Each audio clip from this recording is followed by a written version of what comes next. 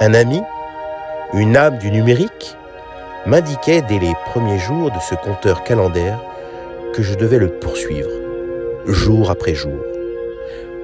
Constance et persévérance comme une bouteille dans cet océan numérique à travers la twittosphère. De forum numérique en forum, de space en space, inlassablement ce calendrier est venu s'ajouter aux conversations, aux débats d'idées, en bandeaux, en commentaires. Il flotte dans l'espace virtuel comme un oriflamme. Indéfectiblement, cette marque du calendrier a marqué les esprits de tous bords, animant des débats enflammés. Chacun argumentant sur la notion que cela ne pouvait durer plus longtemps, céder ou se résigner, partir à l'étranger, là où toute obligation est levée, ou encore changer de métier, là où pour beaucoup c'était une vocation avec le soin.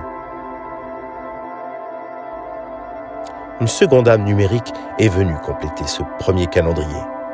Il a souhaité le renforcer, lui apporter le témoignage de ses suspendus, les rendre visibles, y mettre des visages, des sourires et autres regards, ne serait-ce qu'une silhouette qui incarne ce qu'il ne faudrait pas nous faire voir.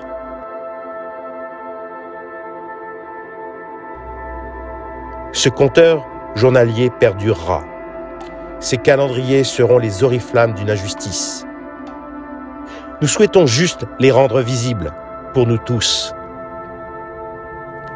Le 500e jour de suspension fut un point d'orgue, celui d'un rassemblement de tous, autour de ce calendrier, de ces calendriers, autour de tous ceux qui, au quotidien, donnent une tribune à cette injustice, celle de la suspension administrative perpétuelle, celle d'une âme dans l'impasse, otage de sa décision.